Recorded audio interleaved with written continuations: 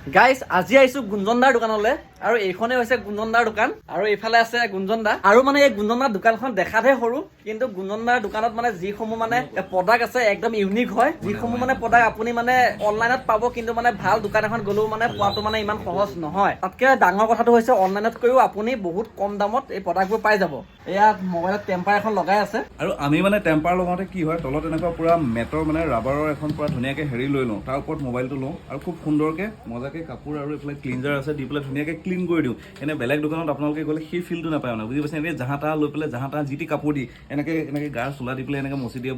বহুতে গামোচা দি মচি দিয়ে কিবা দি মচি দিয়ে তো আমাৰ এখন পুৰা প্ৰফেচনেল এখন আপোনাৰ ক্লথ আছে দেখা পাইছে লগতে এইবোৰ থাকিব ধুনীয়াকৈ আৰু